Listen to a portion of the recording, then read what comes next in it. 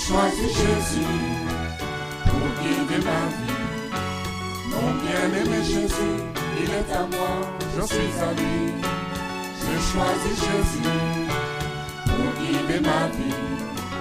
Mon bien-aimé Jésus, il est à moi, je suis à lui. J'ai choisi Jésus pour guider ma vie. Mon bien-aimé. Gloire à Dieu, merci Seigneur. On a eu quelques problèmes de connexion Internet, donc on demande pardon pour ce retard. On espère que vous ne vous êtes pas déconnectés entre-temps. Voilà, que Dieu soit béni. Donc nous allons commencer notre série d'études intitulée La suite des événements. Donc avant de sortir du confinement, d'une manière totale, qu'on puisse en parler, puisque c'est ça le thème, la suite des événements. Qu'est-ce qui va se passer par la suite après ce bouleversement qu'on vient de vivre? Voilà. Je tiens à faire quelques mises au point avant de commencer. La première mise au point, c'est que le but de cette série, ce n'est pas de la voyance, de la divination.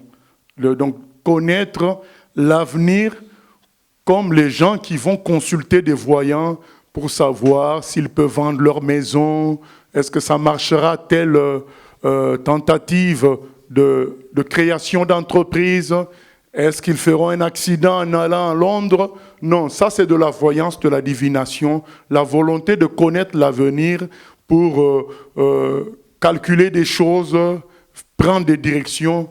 C'est pas ça le but. Donc quand Dieu prophétise, c'est pas dans un esprit de divination, c'est dans un esprit d'enseignement.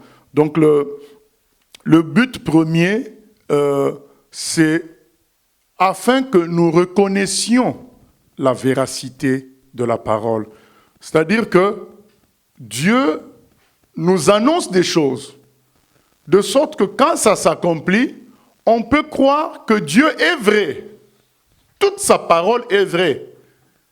Donc il faut enlever le côté divination, vouloir connaître l'avenir, comme ça on peut éviter ceci ou cela. Dieu n'aimerait pas cela, que des gens se convertissent, parce qu'ils savent que dans 5 ans, il revient, et 4 ans et 6 mois avant, 6 mois avant les 5 ans, c'est là qu'il commence à se convertir. Dieu n'aimerait pas ça.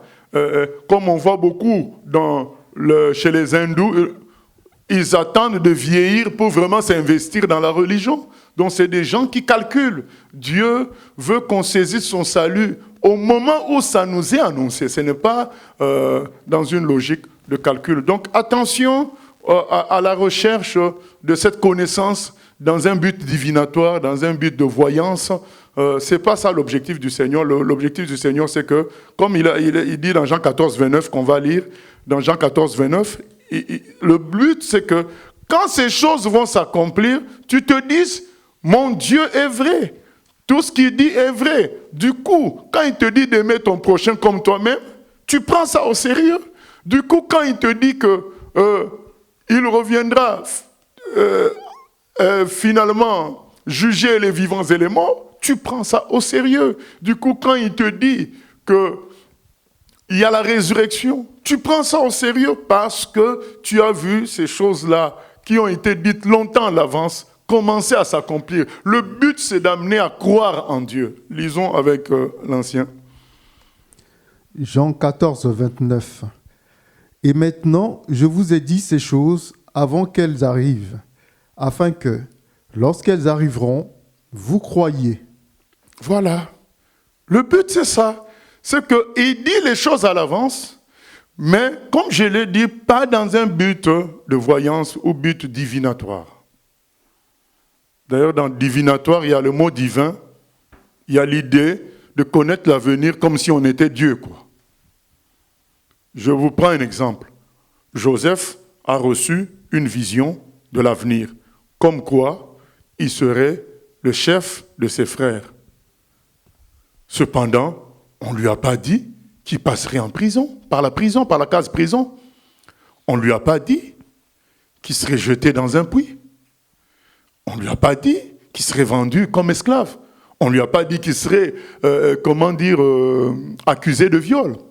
Voilà, c'est que Dieu nous montre les choses dans un but instructif, pas dans un but de détail, de voyance. Voilà, c'est pas ça le but. Il ne faut pas devenir, comme il y a des gens qui en ont fait leur fonds de commerce, l'eschatologie, donner des détails qui font comme si on peut prédire ce qui va se passer. Ce n'est pas ça notre but. Notre but, c'est de donner la suite des événements comme un rappel de ce que Dieu a déjà dit, de sorte que quand ça s'accomplit, nous reconnaissons que Dieu est grand. Deuxième objectif, c'est dans un but de réveil. Comme on avait donné l'enseignement, comme une sorte de tir de sommation. Donc quand ces événements s'accomplissent, on se dit, tiens, soyons attentifs. Jésus a dit même ailleurs, quand tout ça s'accomplit, levez votre tête, car votre délivrance est proche. Ceux qui pensent que, en connaissant l'eschatologie, ils auront comme un certain temps de repentance, juste avant que le Seigneur revienne, ils se trompent. La parabole de Vierge nous le montre. Donc, on peut te réveiller, mais tu n'as pas d'huile. C'est pourquoi c'est dès maintenant que tu saisis les choses, que tu dois te convertir. Donc, ces choses-là que nous donnons, c'est pour nous pousser à nous convertir aujourd'hui. Pas à attendre tel signe que ça s'accomplisse, comme ça, je me lève pour Dieu. Non, c'est pour que maintenant tu te lèves pour le Seigneur. Parce que nous avions dit aussi dans un autre enseignement, en certitude concernant la fin du temps, nous avions dit qu'il y a déjà quand même une fin de temps pour chacun de nous, c'est la mort.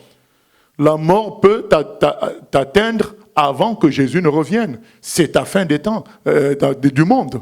C'est pour toi, c'est fini. Et le jugement vient après. Donc, commencer à observer les choses dans le but de se repentir juste avant que le Seigneur vienne, c'est une erreur. D'autant plus qu'il a dit que quand il viendra, ça sera une surprise. Voilà. Donc, il nous a prévenus. Alors, nous donnons tout ceci, comme nous l'avions dit, afin que nous reconnaissions la véracité de la parole de Dieu. Deuxièmement, comme moyen de nous secouer, de nous réveiller, et un moyen aussi d'avertissement. Voilà. Troisièmement, comme un moyen aussi de ne pas se faire avoir par des fausses prophéties à gauche, à droite, qui peuvent nous distraire et nous ébranler. Le texte concernant les deux raisons que j'ai données en dernier, on les lira en lisant tous les textes qu'on a déjà préparés. Voilà. Je tenais à faire cette mise au point-là. Donc, on va voir dans l'un des textes que le Seigneur nous donne ces choses à l'avance pour que ce soit un moyen de se réveiller, pour que ce soit un moyen de nous secouer et nous fortifier en nous disant aussi que la délivrance est proche.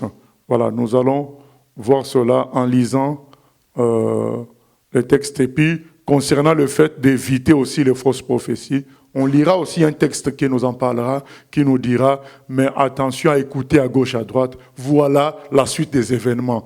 Tel que nous on fait là, Paul aussi a fait ça. Il a dit aux gens, ne vous laissez pas perturber par tout ce que vous entendez, voilà la suite des événements. C'est ça, c'est pourquoi nous aussi on fait ça, pour dire, ne vous laissez pas perturber par tout ce que vous entendez à gauche, à droite, voilà la suite des événements, tel que la Bible expose cela. Voilà. Ça, c'est la première mise au point. Oui, c'est ça la mise au point que je voulais faire. Et maintenant, avant d'aborder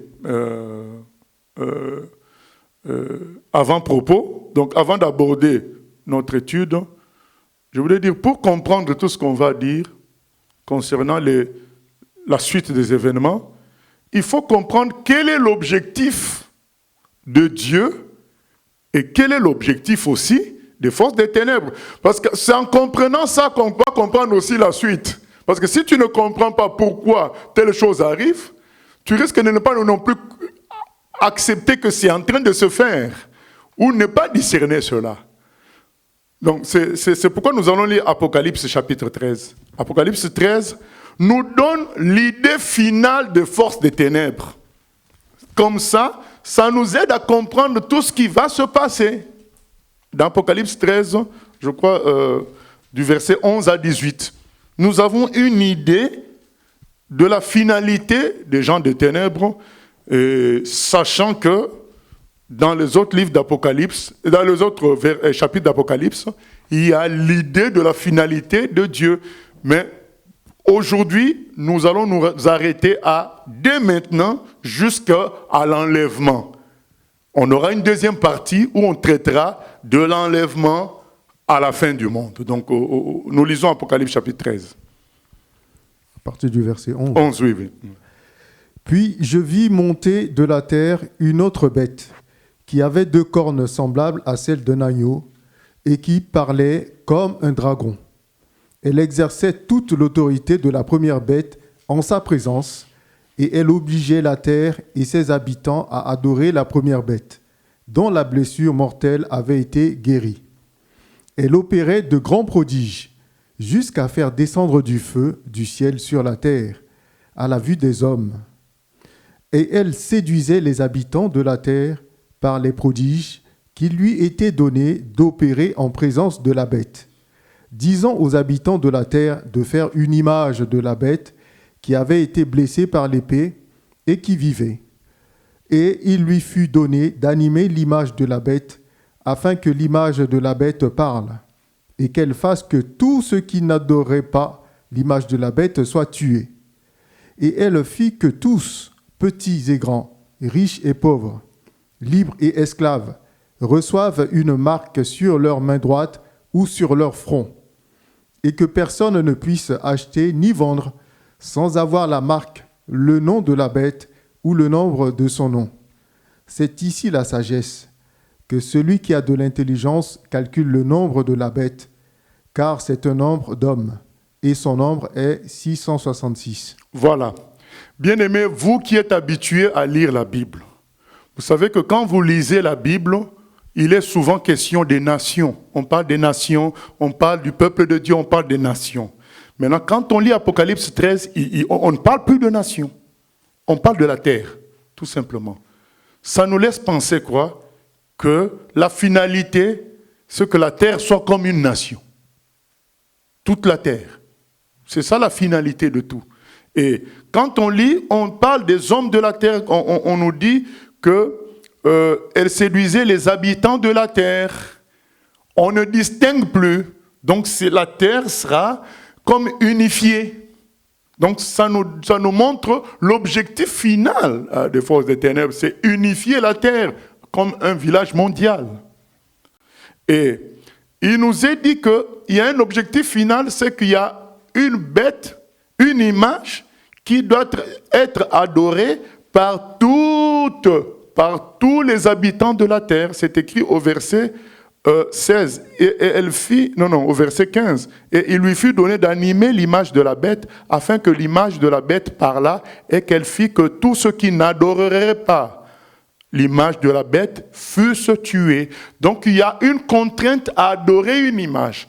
Donc on voit qu'il y a un objectif de l'unification d'adoration. Il ne s'agirait plus d'adorer chacun, même si c'est dans l'erreur. Même si dans l'erreur, il est faux Dieu multiple, il n'y aura qu'une seule image. Il n'y aura qu'un seul faux Dieu à adorer. Donc il y a une unification aussi spirituelle à adorer une seule entité. Et troisièmement, nous voyons bien qu'il y aura une unification économique. Parce que par une marque généralisée, chacun pourra vendre et acheter. Donc il y aura un lien entre l'économie et l'individu par une marque. Ça veut dire qu'il n'y aura plus question de frontières, de systèmes, de nations compliquées. Non, il y aura l'individu et la marque qui relie l'individu économiquement à un système centralisé. Ah oui, C'est ce qu'Apocalypse nous montre. L'Apocalypse chapitre 13 nous montre l'objectif final. Et ça nous permettra de comprendre ce qu'on va expliquer par rapport à la suite des événements. Qu'est-ce qui se passe après le confinement? Qu'est-ce qui se passe après cette saison Covid? Qu'est-ce qui va se mettre en place? Je vous dis ce que nous disons là. Quelqu'un du temps de la Deuxième Guerre mondiale allait dire la même chose que nous. Nous ne disons pas quelque chose de nouveau. Nous ne sommes pas des grands prophètes pour dire non. Nous ne faisons que prendre des versets bibliques et présenter. Peut-être que nous faisons un petit effort de les classer. Nous obéissons à l'appel de Dieu d'exposer ces choses-là, mais nous ne sommes pas extraordinaires, il n'y a pas de révélation spéciale. Nous voulons juste exposer ce qui peut être caché pour certaines personnes, mais que Dieu révèle par son esprit. C'est ce que nous faisons. Et donc, nous comprenons l'idée finale. L'idée finale, c'est une terre, un seul pays. L'idée finale, c'est une seule entité à adorer. L'idée finale, c'est un seul système économique gérant l'individu, voilà, un système économique centralisé. Voilà l'idée qu'il y a là. Maintenant, comment arriver à tout cela? C'est ça la suite des événements. Donc, les forces du mal vont faire un travail par étapes pour nous amener à cela. Et ces choses-là, nous les verrons ressortir dans ce qu'on va lire. On commence par Luc 21. Non, pardon, ancien. Donc on lit d'abord 1 Thessaloniciens 4, 13, 5 à 11. 1 Thessaloniciens 4, 13 jusqu'au chapitre 5, verset 11. Ça serait un peu long, mais c'est important, puisque nous limitons à l'enlèvement, nous voulons lire les textes. C'est mieux qu'on lise les textes. Il ne faut pas qu'un homme parle beaucoup. Les textes vont nous aider à aller travailler aussi à la maison, à relire. Le but, ce n'est pas que nous, on ait raison. Vraiment, le but, c'est de faire en sorte que chacun soit averti, chacun voit la suite des événements et se prépare à l'enlèvement. Voilà. 1 Thessaloniciens, chapitre 4, verset 13. Nous ne voulons pas, frères, que vous soyez dans l'ignorance au sujet de ceux qui sont décédés, afin que vous ne vous affligiez pas comme les autres qui n'ont point d'espérance. Car si nous croyons que Jésus est mort et qu'il est ressuscité, croyons aussi que Dieu ramènera par Jésus-Christ et avec lui ceux qui sont décédés. Voici, en effet, ce que nous vous déclarons d'après la parole du Seigneur. Nous les vivants, restés pour l'avènement du Seigneur. Nous ne devancerons pas ceux qui sont décédés, car le Seigneur lui-même a un signal donné, à la voix d'un archange et au son de la trompette de Dieu, descendra du ciel, et les morts en Christ ressusciteront premièrement. Ensuite, nous les vivants, qui seront restés, nous serons tous ensemble enlevés avec eux sur des nuées, à la rencontre du Seigneur dans les airs, et ainsi nous serons toujours avec le Seigneur. Consolez-vous donc les uns les autres par ces paroles. Voilà, donc ce premier passage nous montre, cette première partie nous montre qu'il y a un enlèvement qui se fera. Donc il y a des gens qui seront amenés au ciel. Donc je lis ça parce qu'ici c'est dit, on lit ça parce qu'ici c'est dit clairement. Après, quand nous lirons d'autres textes, ça n'est pas dit aussi clairement. Mais on pourra comprendre les textes qui ne sont pas très clairs par celui-ci qui est très clair, qui parle de la leçon d'un archange. Et puis, on est vraiment enlevé. Il y a les morts d'abord chrétiens ressuscitent. Et puis les autres, ensemble, on part. On ne dit pas que tout le monde partira. On parle des enfants de Dieu. Donc, c'est eux qui partiront, qu'on se console. Et qu'on ne se laisse pas perturber par tout ce qu'on peut entendre. Il ne veut pas qu'on soit dans l'ignorance. Voilà comment les choses se passeront. Nous continuons maintenant chapitre 5 jusqu'au verset 11. Chapitre 5. Pour ce qui est des temps et des moments, vous n'avez pas besoin, frères, qu'on vous en écrive. Car vous savez bien vous-même que le jour du Seigneur viendra comme un voleur dans la nuit. Quand les hommes diront « paix et sûreté », alors une ruine soudaine les surprendra, comme les douleurs de l'enfantement surprennent la femme enceinte, et ils n'échapperont point. Mais vous, frères, vous n'êtes pas dans les ténèbres pour que ce jour vous surprenne comme un voleur. Vous êtes tous des enfants de la lumière et des enfants du jour. Nous ne sommes point de la nuit ni des ténèbres. Ne dormons donc point comme les autres, mais veillons et soyons sobres. Car ceux qui dorment, dorment la nuit, et ceux qui s'enivrent la nuit. Mais nous qui sommes du jour, soyons sobres, ayant revêtu la cuirasse de la foi et de l'amour, et ayant pour casque l'espérance du salut, car Dieu ne nous a pas destinés à la colère, mais à la possession du salut par notre Seigneur Jésus-Christ, qui est mort pour nous, afin que soit que nous veillions, soit que nous dormions, nous vivions ensemble avec lui. C'est pourquoi exhortez-vous réciproquement et édifiez-vous les uns les autres, comme en réalité vous le faites. Voilà, notre frère Paul nous rappelle l'attitude qui permettra notre enlèvement, c'est le fait que nous soyons revêtus, au verset 8, soyons sobres, ayant revêtu la cuirasse de la foi. Vivre par la foi, n'est surtout pas chercher à produire des œuvres pour se sentir en sécurité en Christ, mais avoir la foi que Jésus s'occupe de nous, il nous porte, il nous conduit, il s'occupe de nous, et que nous avons à nous reposer sur lui pour toutes choses. Nous avons un sauveur, utilisons-le, servons-nous de lui, donc reposons-nous sur lui. Et il dit, car Dieu ne nous a pas destinés à la colère. Donc la foi, la charité, ça dit l'amour, ayant pour casque l'espérance du salut. Les gens qui seront enlevés, c'est les gens qui veulent aller au ciel. Donc, les chrétiens qui veulent la richesse terrestre, la prospérité terrestre, ils ne seront pas enlevés. Mais les gens qui ont l'espérance du salut, c'est-à-dire qu'ils se positionnent pour aller au ciel. Mais quand Jésus vient, il les prend. Ce n'est pas extraordinaire, bien-aimés.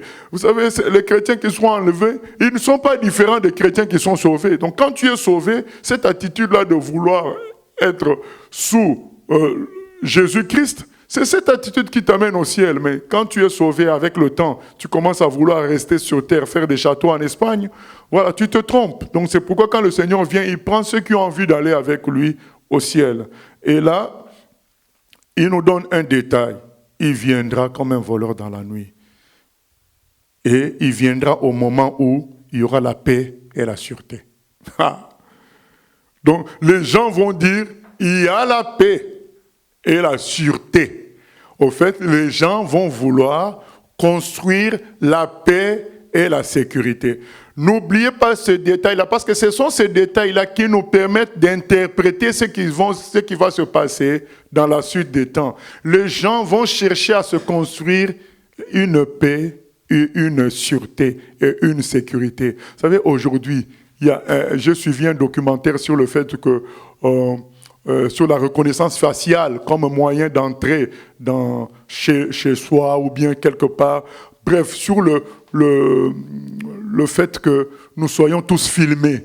Voilà. Il y a un monsieur qui dit, moi je préfère, je préfère être en sécurité, même si on doit me surveiller partout où je suis, au moins je suis en sécurité. Donc vous comprenez que l'humanité va chercher la sécurité et la paix. On ne veut pas de guerre, on ne veut pas de terrorisme. On veut la sécurité, on ne veut pas non plus de virus. On veut être en paix, manger tranquillement, aller en vacances tranquillement, ne pas se faire voler, ne pas se faire tuer. Du coup, cette attitude-là de recherche de paix et de sécurité ouvrira la porte à tous les mécanismes technologiques de surveillance qui vont conduire à Apocalypse 13, jusqu'au fait que les gens aient une marque, ce soit cette marque-là en eux-mêmes qui facilite tout. La surveillance, la protection, tout. C'est comme ça que les gens aboutiront à ça, parce qu'ils auront soif de paix et de sécurité. Mais nous, on nous dit, nous, on peut voir les choses arriver. Donc on voit, n'oublions pas, notre focus, c'est notre point de mire, c'est quoi? C'est Apocalypse 13. le monde doit arriver à ça. Alors, nous voyons tout ce que le monde construit pour arriver à Apocalypse 13. Et on nous dit aussi un élément important, il y aura une recherche, une grande recherche de paix et de sûreté. C'est ça. Les gens ne voudront plus de guerre, eh bien ça les amènera à ça. Et quand ils se diront, nous sommes en paix et en sûreté, nous avons réussi à étouffer les chrétiens, à fermer leur bouche. Nous avons réussi à les emprisonner, nous avons réussi à les isoler. Leur Seigneur reviendra. Et ça sera le début de la ruine pour les autres. Nous partirons maintenant avec le Seigneur.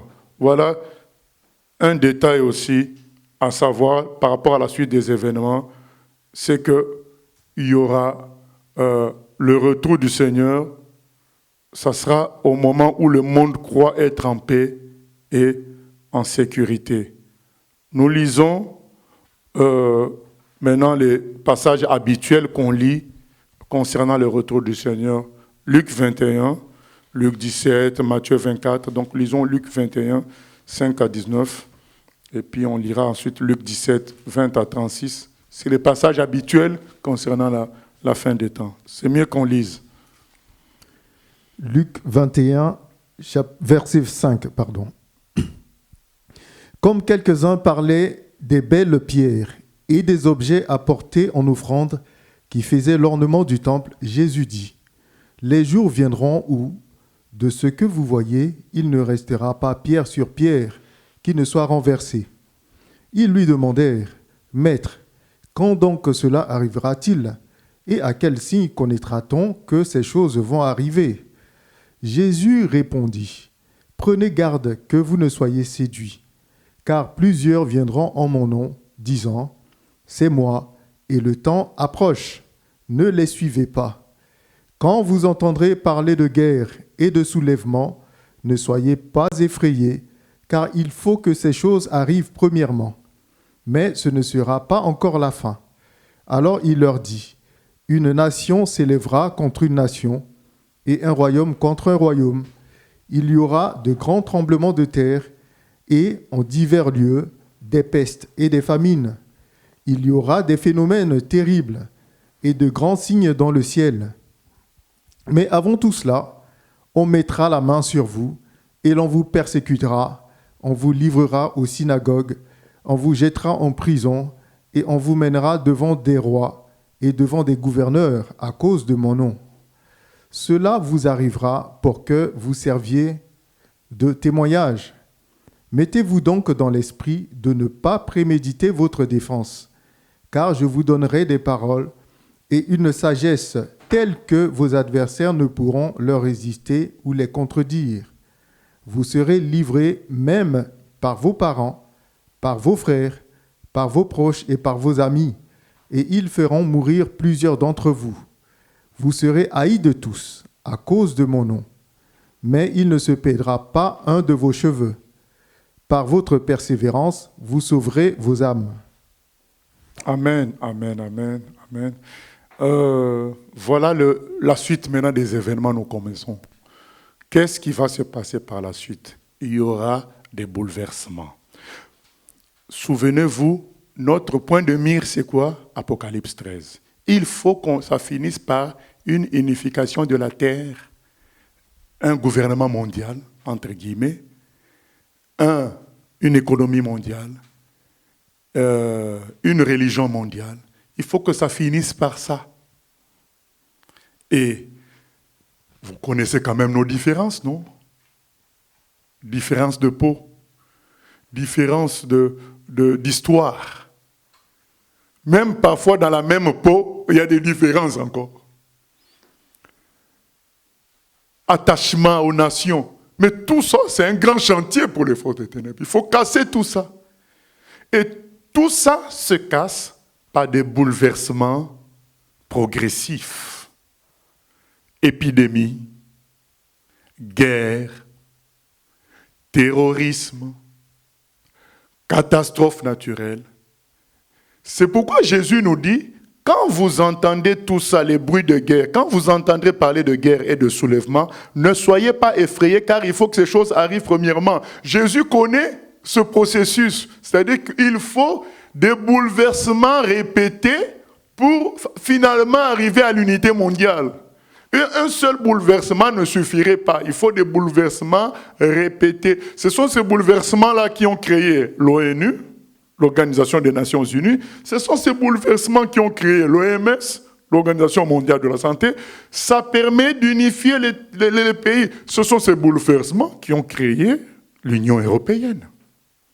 Ce sont ces bouleversements qui ont créé un gros bloc, mais qui est dissous, comme l'Union soviétique. Beaucoup de jeunes ne le connaissent pas, mais il y a eu un gros bloc dans notre monde qui s'appelait l'Union soviétique. Mais il y a des restes de cette Union soviétique.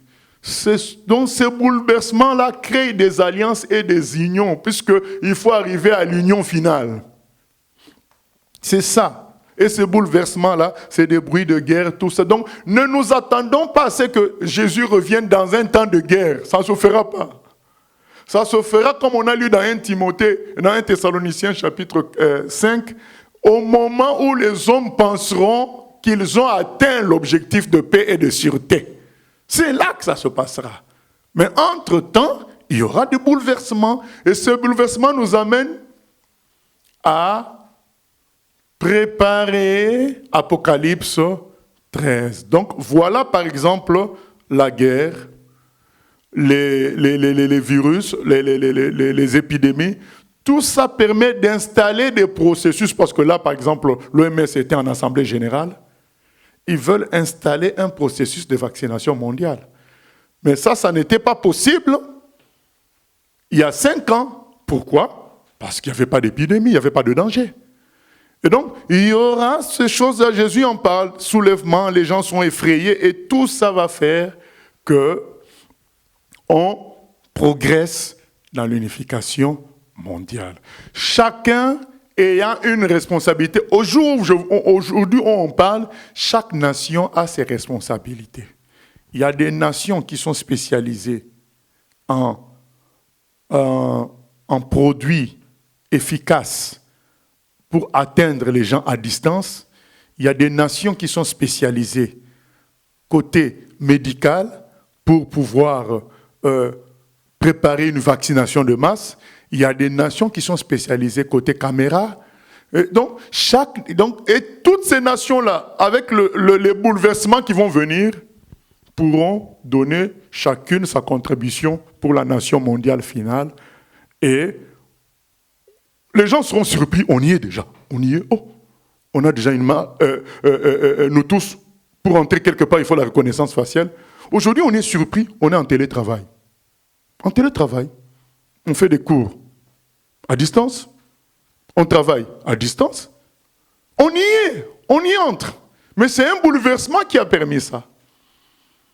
Et c'est ainsi que ces bouleversements progressifs nous amèneront à cela. Donc voilà, qu'est-ce qui va suivre? Il va suivre le bouleversement. Le bouleversement du Covid a fait avancer la machine qui doit nous amener à Apocalypse 13. Mais il y en aura d'autres. Et ça, c'est le volet monde. Maintenant, dans l'Église, qu'est-ce qui va se passer? Il va se passer ce qu'on a lu là, au verset 12. Mais avant tout cela, on mettra les mains sur vous et l'on vous persécutera. On vous livrera aux synagogues, on vous jettera en prison, on vous mènera devant des rois et devant des gouverneurs à cause de mon nom. Donc, il y aura une persécution liée à la vraie Église.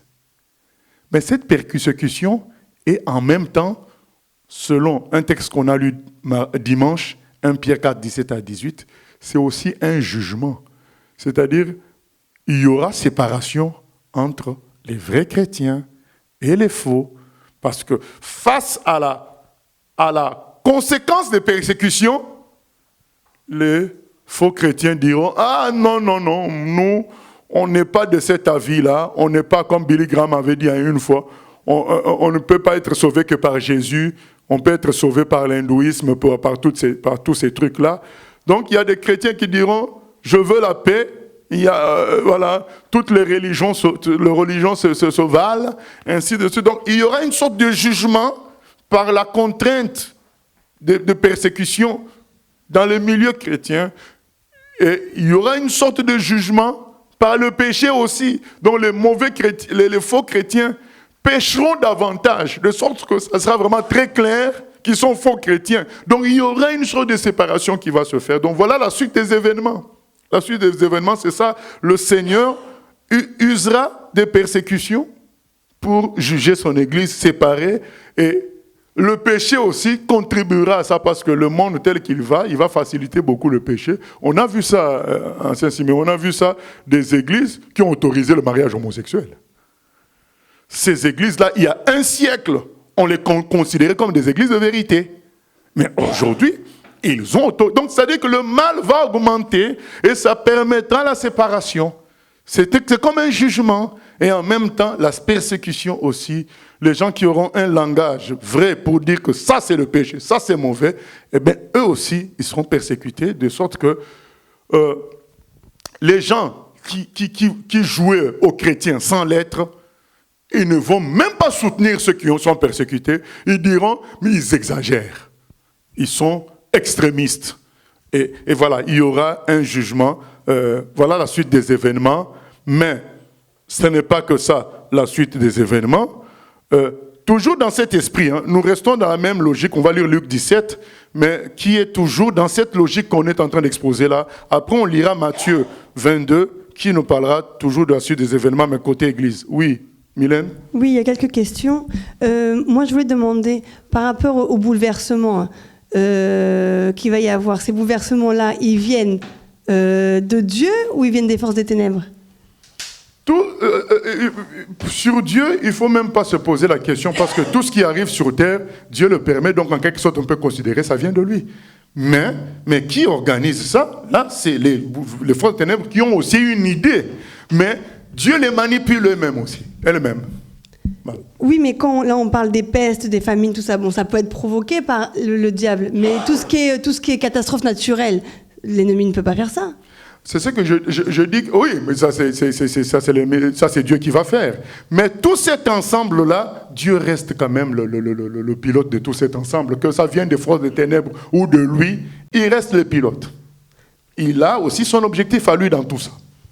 Voilà. Donc toujours est-il qu'il faut qu'on arrive à la fin. Cette fin-là est prévue par Dieu dans ce sens-là. Vous voyez, puisque là on ne va pas lire ce texte-là, d'Apocalypse, à la fin, il y a une guerre, après le règne de 1000 ans, entre le camp des ténèbres et le camp de Dieu. Donc Dieu, il y a un feu qui viendra du ciel qui les consumera. Donc ils seront ensemble, ça les prendra tous. Or, souvenez-vous que dans la parabole de l'ivraie, quand on a voulu enlever l'ivraie, le maître avait dit non, si vous enlevez maintenant, il y a un mélange entre l'ivraie et le blé, vous risquez de déraciner aussi le blé, vous risquez de faire du mal au blé. Donc le Seigneur doit laisser les choses se faire comme eux ils veulent, pour qu'ils soient ensemble, agrégés ensemble, pour que le feu les prenne eux tout seuls. Nous, on ne sera pas dans ça. Voilà, donc il faut bien que les choses arrivent comme ça. C'est aussi Dieu qui veut ainsi, les choses ainsi. Ok, question encore. D'après Apocalypse 13, de ce que tu viens de dire, les chrétiens vivront la pose de la puce avant l'enlèvement ? La pose de la puce ? Non, la pose de la puce se fait après l'enlèvement. J'ai dit que Apocalypse 13 n'est que la finalité de tout. Au fait, les forces des ténèbres, ils s'arrêtent à Apocalypse 13. Arrivé à Apocalypse 13, c'est fini pour eux. C'est-à-dire que c'est le truc qu'ils feront au maximum. Aujourd'hui, ils font beaucoup de choses. Ils font beaucoup de péchés, ils font beaucoup de mauvaises choses. Mais leur maximum, c'est arriver à ce qu'on adore le diable. D'une manière unifiée. Qu'on n'adore pas Vishnu ici, là-bas, Maya ici, Marie là-bas. Non, une seule image. En fait, ça sera leur maximum. Voilà. C'est ça. Donc nous, on ne vivra pas ça. Parce que nous partirons avant. Donc quand eux, ils penseront qu'ils ont installé la paix et la sécurité, ils ont étouffé le christianisme, quand ils penseront qu'ils ont installé ça, c'est là que Jésus viendra nous soutenir. Et quand Jésus nous prend, la tribulation commence. J'avais une autre question. On a vu dans un discours de notre président où il a parlé de la bête. Ma question maintenant, c'est est-ce que ceux qui sont dans les forces des ténèbres, ils savent quand est-ce que cette bête-là va arriver? Non, pas tous. Pas tous. Donc il y a peu qui savent. Il y a peu. Donc c'est juste parce que peut-être il connaît la Bible simplement? Ah non, pas forcément. Il en entend parler peut-être dans leur monde, mais vous savez, dans le monde satanique, il y a beaucoup aussi d'ignorants qui pensent être des grands connaisseurs. Vous savez, on a entendu beaucoup de témoignages de gens qui se disaient être généraux de Satan, ou bien femmes de Satan. Ben, on se dit, mais il y avait combien de femmes de Satan? Alors, donc, Satan, c'est un menteur. Il ment aussi à ses propres collaborateurs. Donc, on ne peut pas, à partir d'eux, connaître la vraie vérité. Excuse-moi, ça arrive. Comment expliquer que les nations ont partagé les rôles, comme tu viens de dire, technologie pour les uns, vaccin pour les autres, et ces mêmes nations ne s'entendent pas? Exemple, la Chine et les États-Unis. Mais parce qu'il y a un grand chef. Ils ne s'entendent pas parce que il faut comprendre que c'est des humains, ce n'est pas des démons. C'est des humains qui ont aussi une racine humaine de fierté nationale, de fierté de race, d'histoire historique, tout ça. Et c'est ce que justement les bouleversements successifs doivent saper. Donc, devant une épidémie, les nations vont s'unir. Devant la guerre mondiale, les destructions radiochimiques, radioactifs et chimiques, les gens vont s'unir pour dire non, on s'unit pour éviter tout ça. Voilà, donc les bouleversements ont pour but de briser tout ce qui fait la différence des nations. C'est ça. Donc, l'homme est l'homme, même s'il pêche, Satan ne le possède pas totalement non plus. Il a ses propres aspirations qui font qu'il faut des bouleversements forts. Un exemple, il a fallu le Covid pour nous confiner. Je peux vous dire que sinon ça n'a jamais marché. C'est la peur qui a permis le confinement. Donc on nous a amenés par des images successives de ce qui se passait en Italie à dire nous-mêmes devenir policiers pour dire non, allez, confinement, parce que ce sont des bouleversements qui amènent les gens à céder leur liberté, à céder ce qu'ils sont en tant que, historiquement parlant. Ils cèdent ça parce qu'ils veulent la sécurité et la paix. Rappelez-vous toujours de cela. L'objectif, c'est de créer un monde de paix et en sécurité. L'homme sera perdu par cet objectif-là. Au lieu de chercher sa sécurité en Dieu, il va chercher à construire sa paix et sa sécurité sur terre. C'est comme ça que le diable l'aura. Voilà. Par rapport au fait de la puce, j'ai un retour. Tu dis, c'est quand les gens diront paix et sûreté. C'est là que Jésus nous prendra. Ne diront-ils pas paix et sûreté parce qu'ils ont la puce et donc sous contrôle? Ah non, ils diront paix et sécurité parce qu'ils auraient réussi à étouffer tout ce qui peut être quelque chose qu'eux ne contrôlent pas. Ils auraient réussi, entre autres, à nous étouffer, nous. C'est-à-dire, ils auraient réussi à convaincre les humains à nous haïr. C'est pourquoi j'ai dit, voilà la suite des événements, on vous haïra. Même entre nous, tu seras là à la maison, tu as peur de parler, peut-être qu'un frère est un espion. Donc ils arriveront à ce niveau-là. Quand ils arriveront à ce niveau-là, à nous faire bloquer, le Seigneur viendra nous délivrer. Au fait, Jésus appelle l'enlèvement une délivrance. Il y a beaucoup de chrétiens qui ont peur de l'enlèvement. Au contraire, c'est une délivrance. C'est-à-dire qu'on atteindra un temps où s'il faudra ça pour s'en aller. C'est ça, quoi. C'est pas, je ne comprends pas, beaucoup ont peur de ça. Non, ça sera une délivrance. Jésus dit, votre délivrance se rapproche en ce moment-là. Ça continue. Non, il faut qu'on lise d'abord. Et puis, Luc 17. Oui, parce qu'il faut que les éléments soient lus. Il faut que chacun comprenne que tout ce qu'on dit, c'est dans la Bible et qu'il peut lire ça après et revérifier. Voilà. Luc 17, verset 20. Mmh.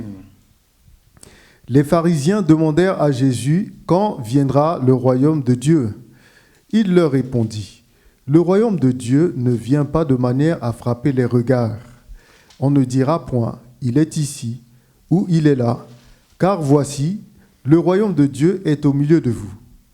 Et il dit aux disciples, des jours viendront où vous désirerez voir un des jours du Fils de l'homme, et vous ne le verrez point.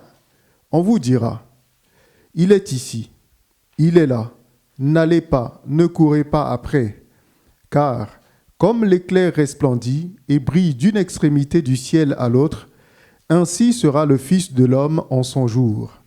Mais il faut auparavant qu'il souffre beaucoup et qu'il soit rejeté par cette génération. Ce qui arriva du temps de Noé arrivera de même au jour du Fils de l'homme.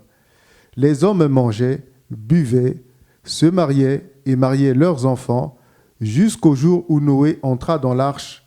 Le déluge vint, et les fit tous périr. Ce qui arriva du temps de Lot arrivera pareillement. Les hommes mangeaient, buvaient, achetaient, vendaient, plantaient, bâtissaient. Mais le jour où Lot sortit de Sodome, une pluie de feu et de soufre tomba du ciel, et les fit tous périr. Il en sera de même le jour où le Fils de l'homme paraîtra. En ce jour-là, que celui qui sera sur le toit et qui aura ses effets dans la maison ne descende pas pour les prendre, et que celui qui sera dans les champs ne retourne pas non plus en arrière. Souvenez-vous de la femme de Lot. Celui qui cherchera à sauver sa vie la perdra, et celui qui la perdra la retrouvera. Je vous le dis, en cette nuit-là, de 2 personnes qui seront dans un même lit, l'une sera prise et l'autre laissée. De 2 femmes qui moudront ensemble, l'une sera prise et l'autre laissée. Voilà, donc le Seigneur nous montre l'enlèvement. Dans les 2 derniers versets, nous voyons l'enlèvement. Il y a des gens qui sont pris et d'autres qui sont laissés. Donc il y a encore la notion de l'enlèvement. Mais avant l'enlèvement, nous voyons bien que nous sommes dans une logique de une sorte de paix. Les gens mangeaient, buvaient. Donc voilà, il y a une sorte de fausse paix, mais les gens se diront, ça y est, on a étouffé les chrétiens avec leur prédication de vérité. Moi, maintenant, je peux épouser mon chien, c'est devenu mon mari. Voilà. Il n'y a plus de loi, il n'y a plus de morale. On peut manger, on peut faire ce qu'on veut, on peut se marier, on peut... Voilà. Donc, tout est bon. Et les chrétiens, et c'est là que le Seigneur viendra. Maintenant, avant ça, il y aura une logique de spectacularisation de Jésus, donc de Dieu. Donc on ne doit jamais tomber dans cette logique-là, comme on a entendu le 12, à l'époque c'était le 12 décembre, le 21, j'ai oublié, 2012, je crois que c'est 21 décembre, ça allait être la fin du monde. Tout ce qui est spectacularisation de Dieu ou de Jésus, nous ne devons pas écouter ça. C'est ce qui est écrit là. Vous entendrez, il est ici ou il est là. Il ne faut pas suivre tout ce qui est spectacularisation puisque le royaume de Dieu est déjà au milieu de vous. Le Saint-Esprit est là, Jésus est là. L'Église, c'est la manifestation du royaume de Dieu. On n'a pas besoin de rendre les choses spectaculaires. Donc il faut faire attention à tout ce bruit de gens qui veulent rendre les choses de Dieu spectaculaires. Voilà ce qui va arriver dans la suite. Il y a des gens qui chercheront à rendre les choses de Dieu spectaculaires. Faisons attention à cela. Et il y a aussi donc le fait que il y aura des troubles pour les enfants de Dieu, de sorte que quand ils ont déjà pris la route, hein, c'est écrit, celui qui cherchera à sauver sa vie la perdra, au verset 33. Donc on a pris la route avec Dieu, ne reculons pas. Que personne ne nous fasse reculer par la pression des choses.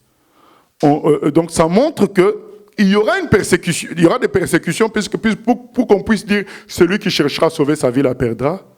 Ça montre qu'il y aura des persécutions. En gros, qu'est-ce qu'on voit dans ces 2 passages? On voit dans ces 2 passages que la suite des événements, c'est avec 1 Pierre 4, 17, 18 qu'on combine, c'est persécution, sublimation, dans le monde, sublimation du péché.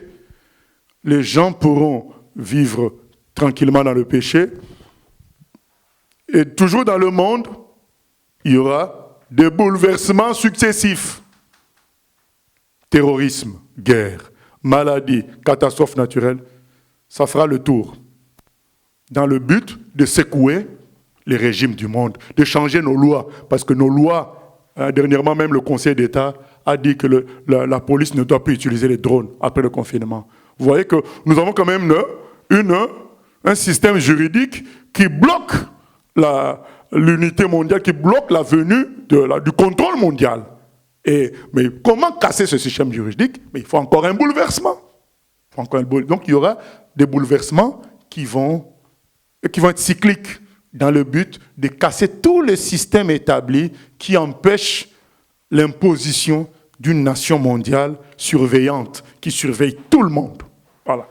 Il faut que tout ça soit cassé. Ça, c'est dans le monde. Dans l'Église, il y aura un triage, un tamis qui va agir de sorte que la différence entre les vrais chrétiens et les faux chrétiens deviendra visible. C'est le jugement de Dieu, c'est la séparation de Dieu. Et nous voyons, on nous exhorte à résister à toutes les persécutions qui viendront. Comme nous l'avions dit, je crois, le dimanche, les faux chrétiens s'allieront même aux gens du monde pour combattre les vrais chrétiens, les accusant d'extrémisme et de toutes sortes d'insultes. Maintenant, le but, nous l'avions dit, le but de tout ça, c'est quoi? De ces bouleversements et de tout ça, ça nous aide à comprendre la suite des événements. Du côté monde, le but de tout ça, c'est quoi? C'est des vagues d'unification massive. C'est-à-dire qu'on va commencer à regrouper les gens, on va les unir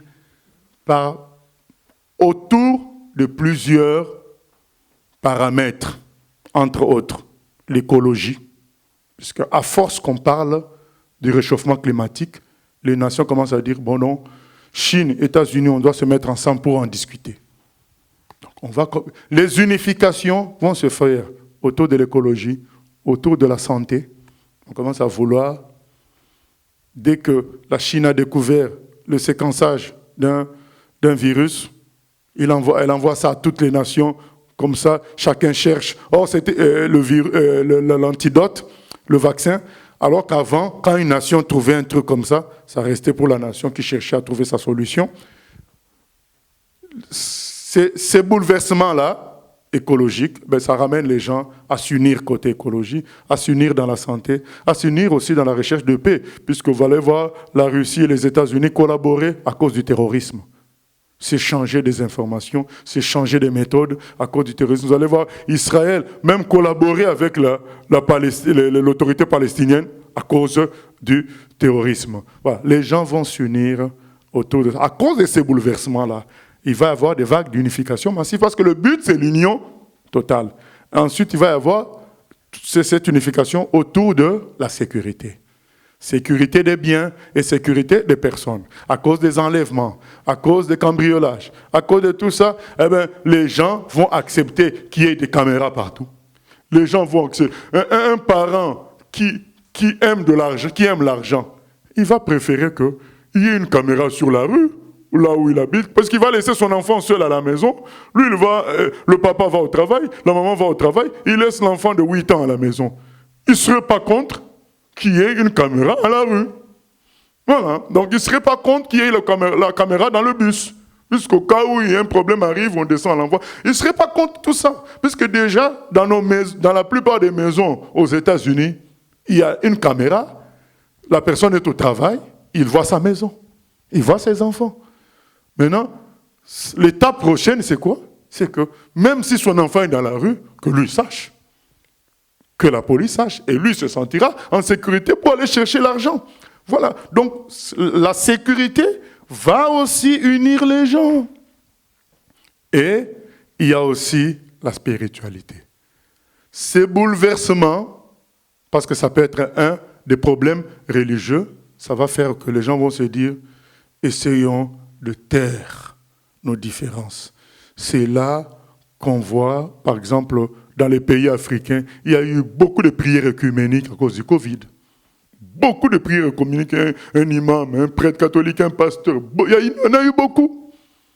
On a vu le terrorisme ici produire beaucoup de prières œcuméniques. Donc les gens vont dire, unissons les gens par la religion, ça pourra aussi faire taire les divisions entre peuples. Et puis, il y aura l'unité concernant Jérusalem, concernant Israël. Donc comprenons que Israël est un grand problème, Jérusalem est un grand problème, qui cause aussi la division entre nations. D'ailleurs, c'est écrit, je crois, dans Zacharie 12.3. Ce n'était pas prévu avec les gens de la vidéo, mais on va vérifier ça dans Zacharie 12.3, que Dieu l'avait prophétisé que Jérusalem serait un grand problème pour les nations. Donc, du coup, ces bouleversements contribueront aussi à unifier les positions par rapport à Jérusalem. Voilà. On peut commencer au verset 2, ancien. Zacharie 12, verset 2. Voici, je ferai de Jérusalem une coupe d'étourdissement pour tous les peuples d'alentour, et aussi pour Juda dans le siège de Jérusalem. En ce jour-là, je ferai de Jérusalem une pierre pesante pour tous les peuples. Tous ceux qui la soulèveront seront meurtris, et toutes les nations de la terre s'assembleront contre elle. Voilà, ça c'est la finalité. Puisque pour qu'il y ait une unité totale, il faut que le problème de Jérusalem aussi soit réglé. Donc, du coup, pendant qu'on crée ces bouleversements, on règle aussi ce problème en même temps. Donc, je fais encore le résumé. La suite des événements, c'est quoi? Eh bien, des bouleversements. Liés au terrorisme, liés aux guerres, aux maladies, aux catastrophes naturelles. Dans quel but? Là, on est toujours dans le monde, dans le but de faire avancer l'unification et le contrôle mondial. Donc, pas autour de sujets comme l'écologie, la spiritualité, Jérusalem, les maladies. Donc, tout ça va permettre de faire progresser l'unification et le contrôle mondial. Entre-temps, dans l'Église, qu'est-ce qui va se passer? La suite des événements, un jugement par la persécution, un jugement par l'augmentation de la force du péché au milieu des faux chrétiens, qui choisiront de plus en plus de pécher plus qu'avant, et il y aura donc une sorte de tri qui va se faire, et de ce tri-là sortira ce qu'on va lire dans Matthieu 22. Donc nous sommes toujours dans la suite des événements. Nous lisons Matthieu 22, et puis je reviendrai aux questions, puisque, voilà, donc, Matthieu 22 qu'on a lu ces derniers temps à plusieurs reprises, la parabole des noces, on l'a lu à plusieurs reprises, mais ça fait partie de la suite des événements avant l'enlèvement. D'ailleurs, on l'appelle parabole des noces. Or, l'enlèvement, c'est pour les noces de l'agneau. Donc, c'est vraiment ça. Matthieu chapitre 22, verset 1er. Jésus, prenant la parole, leur parla de nouveau en parabole, et il dit : Le royaume des cieux est semblable à un roi qui fit des noces pour son fils. Il envoya ses serviteurs appeler ceux qui étaient invités aux noces, mais ils ne voulurent pas venir. Il envoya encore d'autres serviteurs en disant : Dites aux conviés : Voici, j'ai préparé mon festin, mes bœufs et mes bêtes grasses sont tués. Tout est prêt, venez aux noces. Mais sans s'inquiéter de l'invitation, ils s'en allèrent, celui-ci à son champ, celui-là à son trafic. Et les autres se saisirent des serviteurs, les outragèrent et les tuèrent. Le roi fut irrité, il envoya ses troupes, fit périr ses meurtriers et brûla leur ville. Alors il dit à ses serviteurs : Les noces sont prêtes, mais les conviés n'en étaient pas dignes. Allez donc dans les carrefours et appelez aux noces tout ce que vous trouverez. Ses serviteurs allèrent dans les chemins, rassemblèrent tout ce qu'ils trouvèrent, méchants et bons, et la salle des noces fut pleine de convives. Le roi entra pour voir ceux qui étaient à table. Et il aperçut là un homme qui n'était pas vêtu, qui n'avait pas revêtu un habit de noces. Il lui dit, « Mon ami, comment es-tu entré ici sans avoir un habit de noces ?» Cet homme eut la bouche fermée. Alors le roi dit au serviteur, « Liez-lui les pieds et les mains, et jetez-le dans les ténèbres du dehors, où il y aura des pleurs et des grincements de dents. Car il y a beaucoup d'appelés, mais peu d'élus. » Mais peu d'élus. Voilà, qu'est-ce qui se passe dans l'Église? Un tri se fait. Et Jésus, avec ce tri-là, il va lancer un dernier élan d'évangélisation. Voilà. Donc Jésus va oindre son peuple pour sauver un maximum de gens qui n'étaient pas au courant et pour partir avec eux dans les noces de l'agneau. Les chrétiens, comme on a dit, il y aura un tri. Donc les chrétiens habituels choisiront le chemin du diable, tout en se disant chrétiens. Attention, ils ne vont pas dire on n'est plus chrétien. Tout en se disant chrétiens, ils apostaseront, donc ils abandonneront la foi. C'est ce qu'on dit dans 1 Pierre 4, 17 à 18. C'est ce que l'on dit par rapport à cette suite des événements. On le voit dans Matthieu 22. On les a invités, ils n'ont pas voulu. Ah non, nous on a des choses à faire ici. On ne veut pas aller au ciel. Il y a quelqu'un qui me demande souvent, mais comment les chrétiens peuvent refuser le ciel? Oui, le fait qu'ils s'accrochent à la terre, c'est un refus du ciel. Voilà. Donc, c'est cela que l'on confirme, excusez-moi côté question, puisqu'il faut qu'on avance, et que l'on confirme dans 1 Timothée 4. Cette histoire-là de tri, nous le voyons dans Matthieu 22, il y a des vrais serviteurs qui sont fidèles au roi, qui continuent à dire aux autres, venez à l'invitation du roi, arrêtez avec le faux christianisme, vous n'êtes pas prêts pour les noces. Venez, ces gens-là disent, on est bon comme ça, on est bon, on n'a pas besoin de votre christianisme pur là. On est bien comme ça, on est des vrais chrétiens. Eh bien, ils n'iront pas aux noces de l'agneau, donc ils vont se séparer du roi. Donc c'est ça qu'on voit encore dans 1 Timothée 4. 1 Timothée 4, 1 à 5. Verset 1. Mais l'Esprit dit expressément que, dans les derniers temps, quelques-uns abandonneront la foi pour s'attacher à des esprits séducteurs et à des doctrines de démons, par l'hypocrisie de faux docteurs, portant la marque de la flétrissure dans leur propre conscience. Ils prescrivent de ne pas se marier et de s'abstenir d'aliments que Dieu a créés pour qu'ils soient pris avec action de grâce par ceux qui sont fidèles et qui ont connu la vérité. Car tout ce que Dieu a créé est bon, et rien ne doit être rejeté, pourvu qu'on le prenne avec action de grâce. Parce que tout est sanctifié par la parole de Dieu et par la prière. Voilà. Donc on nous dit, dans les derniers temps, les gens abandonneront la foi. C'est-à-dire qu'ils l'avaient avant, mais ils abandonneront. Donc, et il dit, pour s'attacher à des esprits séducteurs, à des faux docteurs qui sont pourris en eux-mêmes. C'est ce qui est dit. Donc, des gens qui vont prêcher autre chose que la vérité, le salut par la foi, le salut tout simplement par Jésus-Christ, l'attachement à la Bible. Donc des gens, ils vont pas prêcher ça, ils vont prêcher autre chose, alors qu'il faut qu'on soit attaché à la Bible, il faut qu'on soit attaché à l'autorité de Dieu. Dieu seul est Dieu, ce n'est pas un homme. Mais ces gens-là vont détruire toute cette conscience-là de la grandeur de Dieu, de l'autorité de Dieu, de l'autorité de sa parole, et les gens les suivront. Et ce sont ces gens-là qu'on invite et qui disent non au roi. Mais le Seigneur s'est préparé des fidèles serviteurs qui vont faire, par la puissance du Saint-Esprit, une grande évangélisation. Donc c'est un mondial qu'on voit dans Matthieu 22. Ils iront prendre les gens dans les rues, partout. Donc ça sera la fête, quoi. Donc il y aura un réveil.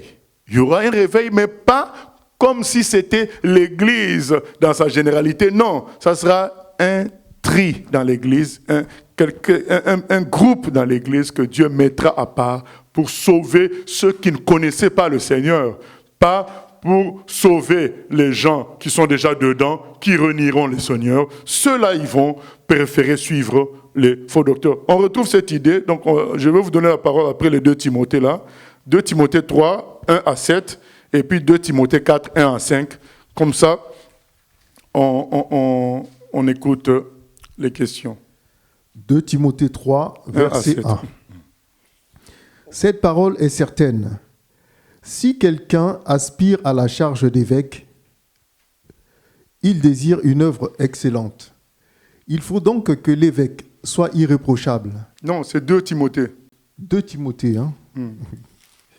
Pardon. 2 Timothée 3, verset 1.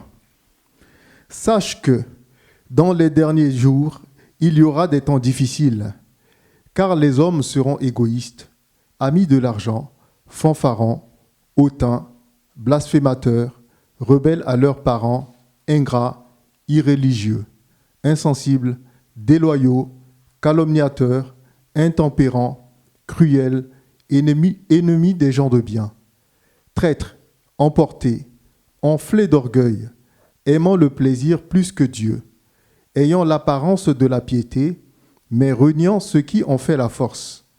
Éloigne-toi de ces hommes-là. Il en est parmi eux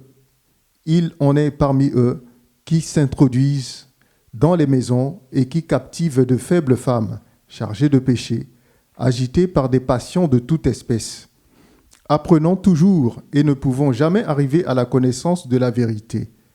De même que Janès et Jambres s'opposèrent à Moïse, de même ces hommes s'opposent à la vérité, étant corrompus d'entendement, mais ils ne feront pas de plus grands progrès, car leur folie sera manifeste pour tous, comme le fut celle de ces 2 hommes. Voilà, donc on nous dit que la folie des faux chrétiens sera manifeste. Mais ils vont prospérer dans ça.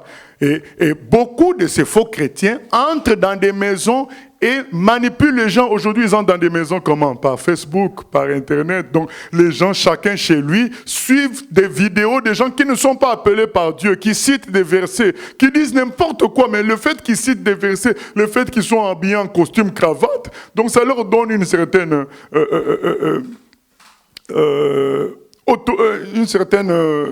un certain crédit auprès de gens qui les écoutent, et ils captivent les femmes. Et de ces femmes-là écoutent comme ça 50, 20 prédicateurs sans arriver à la connaissance de la vérité. Bien aimé, le Seigneur a établi des bergers pour les gens. Donc, il faut avoir un berger. Donc, c'est important. Voilà. Donc, le Seigneur était triste de voir son peuple sans berger. Dans Matthieu 9, 36 à 37. Quand on commence à écouter 20 personnes comme ça, 15 prédicateurs, mais on n'arrivera jamais à la connaissance de la vérité. Donc, captivé par des gens comme ça, non. Il faut prier que le Seigneur te montre la personne que tu dois écouter, qui doit être ton berger. Ça, c'était entre parenthèses. On nous dit carrément ce qui va se passer. Les gens vont devenir de plus en plus mauvais. Bref, ils iront de plus en plus loin dans le péché. Amoureux de l'argent, fanfarons, hautains, blasphémateurs, rebelles à leurs parents, ingrats, irréligieux. Vous savez, c'est ça. Insensibles. Vous savez, il y a des gens aussi, beaucoup qui se disent pasteurs sur YouTube, qui ont 23 ans, 24 ans. Quand vous avez des infos, comment ils se comportent chez eux à la maison. Ils ne respectent pas les parents. Ils ne respectent pas les aînés. Mais sur YouTube, c'est des grands. Traîtres, emportés, enflés d'orgueil, aimant le plaisir plus que Dieu, parlant plus de choses liées à la terre. C'est ça la réalité de la fin des temps. Donc on l'a dit. Donc le monde se sentira de plus en plus libre pour faire le mal. Moi je vois des gens même qui défendent les pasteurs qu'on a attrapés en flagrant délit de graves péchés. On les défend, on dit mais c'est des hommes. Non, on n'a pas dit que c'était des pierres, mais on veut dire que quand la Bible dit qu'on doit dénoncer les œuvres mortes. Voilà, donc non mais laissez-les tranquilles, et puis ces gens-là viennent encore prêcher le dimanche qui suit. Mais bref, c'est ça, c'est écrit, c'est pas moi. On vient de lire, c'est écrit dans 2 Timothée 3, même dans ma Bible, en sous-titre, ils ont dit la corruption des derniers jours. Il y aura une corruption, et là il y a un mélange, et des gens du monde, et des gens de l'Église. Parce qu'à un moment, on a l'impression qu'on parle aux gens de l'Église, à un moment, on parle du monde. Donc il y aura un mélange, donc il y aura les faux chrétiens qui ressembleront aussi aux gens du monde, tout en gardant, en Ancien Simon c'est écrit, tout en gardant, au verset 5. Au verset 5. Verset 5. Mais toi, sois sobre. Non, 2 Timothée 3, 5. 2 Timothée 3, 5, pardon. Ayant l'apparence de la piété, mais reniant ce qui en fait la force. Voilà. Ils auront, dans le milieu chrétien, ces gens-là ne cesseront pas d'avoir l'apparence de la piété. Quand tu vas les rencontrer, alléluia frère, alléluia sœur, mais esclaves de la mode, esclaves des femmes, esclaves de l'argent, mais côté apparence le dimanche, pas de problème, régulier. Quand vous faites un rendez-vous pour une veille de prière, ils sont là. Mais zéro. C'est ça la fin des temps. 2 Timothée 4, 1 à 5, je crois. 1 à 5. Je t'en conjure devant Dieu et devant Jésus-Christ, qui doit juger les vivants et les morts, et au nom de son avènement et de son royaume, prêche la parole, insiste en toute occasion, favorable ou non, reprend, censure, exhorte avec toute douceur et en instruisant. Car il viendra un temps où les hommes ne supporteront pas la saine doctrine, mais ayant la démangeaison d'entendre des choses agréables. Ils se donneront une foule de docteurs selon leurs propres désirs, détourneront l'oreille de la vérité et se tourneront vers les fables. Mais toi, sois sobre en toutes choses, supporte les souffrances, fais l'œuvre d'un évangéliste, remplis bien ton ministère. Voilà, on nous dit, les vrais chrétiens doivent être sobres, c'est-à-dire simples, sois sobre, et de supporter quoi? Les souffrances. Il y en aura parce que tenir la position de vérité sera très combattu, et par une grande quantité de personnes, c'est ça quoi. On aura l'impression d'être entouré, mais ce qui n'est pas extraordinaire, parce que Jésus a dit, je vous envoie comme des brebis au milieu de loups. Donc, les loups seront plus nombreux que les brebis, puisque les brebis sont au milieu des loups. Mais à chaque fois, nous sommes étonnés de voir qu'ils sont si nombreux, les loups. Mais c'est la Bible. Et c'est ce qui est écrit au 4, sois simple, mais les gens préféreront les docteurs selon leurs propres désirs. C'est eux qui vont fixer les choses. Mais nous devons continuer à prêcher la vérité. Tout ça pour dire quoi? Tout ça pour dire, bien-aimés, qu'il y aura une certaine apostasie dans l'Église. Donc les gens vont abandonner la vérité en bonne quantité et il y aura un noyau qui demeurera, dont le noyau des serviteurs de Matthieu 22, qui demeurera dans la vérité en reconnaissant l'autorité du Maître.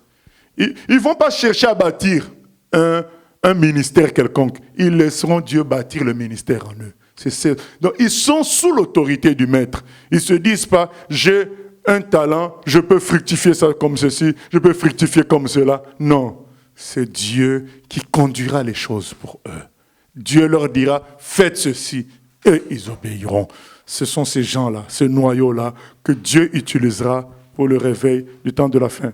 Question, avant qu'on aborde 2 Thessaloniciens 1 à 4 pour clôturer aujourd'hui. Question. Quand l'Église sera enlevée, la grâce de Dieu sera ôtée de la terre. Dès lors, comment les gens restés pourront demeurer dans la paix et la sûreté? Non, déjà, dire la grâce de Dieu sera ôtée, c'est en fonction de quel verset. Voilà, donc Dieu, sa grâce est, il est Dieu de grâce. On dit, louez Dieu, psaume 118, louez Dieu, car sa bonté et sa miséricorde durent à toujours. Donc, la paix et la sécurité qui est là, c'est la paix et la sécurité humaine. C'est-à-dire qu'on a vaincu, il n'y a plus de terrorisme. Il n'y a plus d'épidémie. On a réglé le problème. Plus de guerre. C'est la paix et la sécurité humaine. Ce n'est pas la paix et la sécurité que Dieu donne seul, qui est du cœur. Voilà. Oui. Qu'est-ce qui nous permet de parler d'une puce? La Bible ne nous parle pas de puce, mais d'une marque de la bête. Pourquoi affirme-t-on que cette marque sera une puce sous-cutanée? Mais parce qu'elle servira à acheter ou à vendre. Ça s'appelle comment? Un dispositif, si on veut appeler un terme générique. C'est un dispositif. Plus le temps passe avec la technologie, nous pouvons certifier que ça sera une puce nanotechnologique, c'est-à-dire que tellement fine que ça ressemblera juste à un dessin. Je vous exhorte souvent à aller vérifier ce que je dis. Donc, allez sur Internet, vérifier le niveau qu'on a atteint dans la miniaturisation des circuits électroniques. Donc, c'est pourquoi beaucoup de gens refusent ce vaccin-là à venir, parce qu'il aura une forme de puce. Donc, ça ne sera pas comme le grain de riz dont on a toujours parlé que c'est le grain de riz qu'on met dans la main. Là, on a déjà dépassé le niveau du grain de riz. Microsoft a sorti, IBM plutôt, a sorti un ordinateur qui était plus petit qu'un grain de riz. Donc, vérifiez tout ce que je dis. Hein. Employez-vous à aller vérifier. Donc, et aujourd'hui, la technologie est capable de faire une puce qui soit comme juste un dessin que qui est sur ta peau. Voilà, c'est possible. Voilà. Devons-nous quand même continuer de prier contre l'accroissement de péché, sachant que cela va arriver forcément? Oui, moi j'ai la règle suivante. Les prophéties sont dans plusieurs directions. Il y a des prophéties sur l'accroissement du péché, mais il y a aussi les prophéties et promesses sur les enfants de Dieu. Donc moi je prie pour les prophéties et les promesses qu'on m'a faites à moi, que je dois aller faire de toutes les nations des disciples, que j'ai l'autorité de marcher sur les serpents et les scorpions et sur toute la puissance de l'ennemi. Donc pendant que moi je suis vivant, je n'accepte pas que l'ennemi ait le dessus sur moi, sur mon quartier, sur mon pays, sur ma ville. Donc j'utilise les prophéties et les promesses que Dieu m'a faites à moi, dans sa parole, pour diminuer le péché dans mon entourage et dans mon pays. Donc voilà, toutes les prophéties sont valables.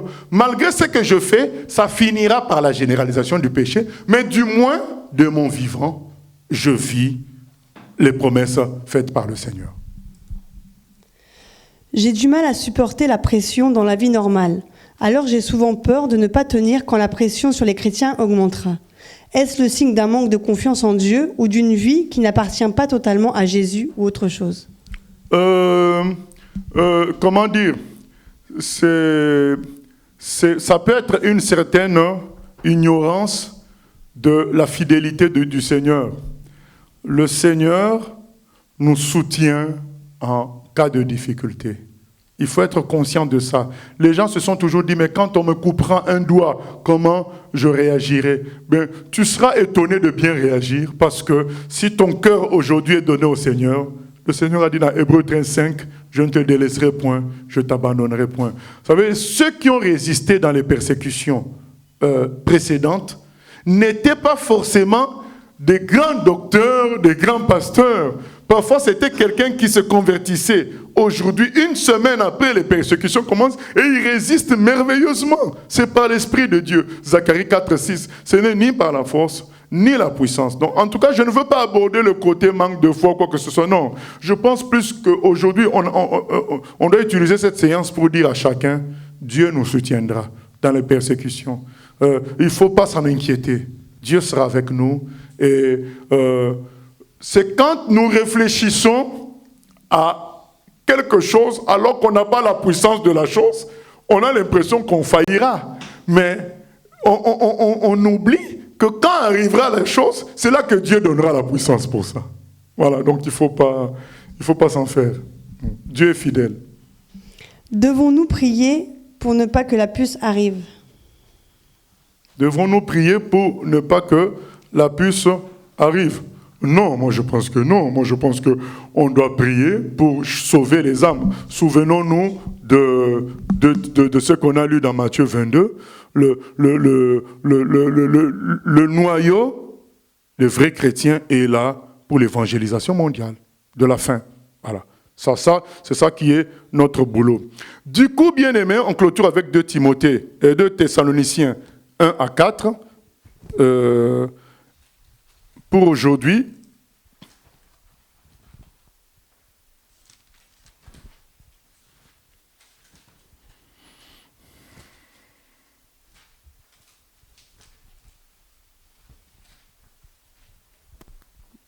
J'ai perdu. 2 Thessaloniciens. oui, juste une parenthèse. Vous savez, moi j'ai toujours fui de faire ce que je fais aujourd'hui, à la suite des événements. C'est quelque chose que j'ai reçu depuis combien d'années? Depuis 18 ans à faire. Je me suis toujours dit, oh, c'est compliqué. Et là, j'étais coincé puisqu'il y avait le confinement, j'avais déjà promis ça. C'est pour dire qu'au moment de faire, il y a la grâce de Dieu qui vient en ce moment-là, quoi.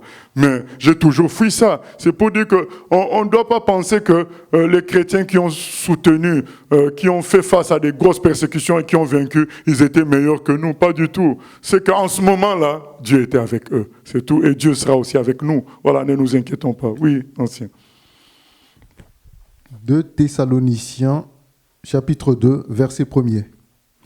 Pour ce qui concerne l'avènement de notre Seigneur Jésus-Christ et notre réunion avec lui, nous vous prions, frères, de ne pas vous laisser facilement ébranler dans votre bon sens et de ne pas vous laisser troubler, soit par quelque inspiration, soit par une parole ou par une lettre qui semblerait venir de nous, comme si le jour du Seigneur était déjà là. Que personne ne vous séduise d'aucune manière, car il faut que l'apostasie soit arrivée auparavant, et qu'on ait vu paraître l'homme impie, le fils de la perdition, l'adversaire qui s'élève au-dessus de tout ce que l'on appelle, de tout ce qu'on appelle Dieu, ou de ce qu'on adore. Il va jusqu'à s'asseoir dans le temple de Dieu, se proclamant lui-même Dieu. Voilà un détail très important, c'est que une fois de plus, il faut que l'apostasie arrive, c'est-à-dire qu'il faut que le nombre de chrétiens qui commettent le péché, qui abandonnent la foi, augmente. Il faut que ça soit visible, il faut qu'il y ait cette séparation-là. Il ne faut plus qu'il y ait cette confusion-là où on est tous chrétiens. Non, il y aura une séparation claire, c'est-à-dire qu'un païen pourra voir clairement que ça, ce n'est pas des chrétiens, ça, c'est des chrétiens. Voilà. Donc, il faut que l'apostasie arrive. Et un autre détail donc, qu'on nous rajoute ici, il faut que auparavant qu'on ait vu paraître l'homme impie, un homme spécial que nous pensons aussi être le faux prophète d'Apocalypse. On ne traitera pas ça pendant cette séance, mais on l'appelle l'homme impie. C'est le plus grand des antichrists, parce que les antichrists, il y en a beaucoup, même depuis l'époque des apôtres. Donc, mais le plus grand des antichrists, on l'appelle l'antichrist, mais il y en a beaucoup, mais celui-là, ce sera le spécial, l'antichrist spécial, l'homme impie, le faux prophète, ça sera un homme qui sera presque considéré par tous les humains comme la personne à suivre spirituellement, comme Dieu. Donc il va s'asseoir dans le temple de Dieu, se proclamant lui-même Dieu. C'est pourquoi nous pensons que un des éléments qui précédera la venue du Seigneur, j'ai dit bien nous pensons, parce que chacun peut donner au mot temple une signification qu'il veut, mais en fonction d'un regroupement de prophéties, parce que sinon on lira trop. Hein. Dans Matthieu 24, il est question, Jésus nous dit que quand on verra l'abomination dont le prophète Daniel parle, ça soit dans le temple de Dieu. Bon, qui se relie avec ça? Donc avec toutes ces prophéties-là, nous comprenons qu'il y aura un temple. Il y aura un temple où cet homme impie, dont il prendra possession. Donc nous supposons donc de ce fait que avant l'enlèvement, ce temple sera déjà construit et que nous, chrétiens, nous verrons bien que c'est l'impie, l'homme impie, mais les païens ne sauraient pas forcément.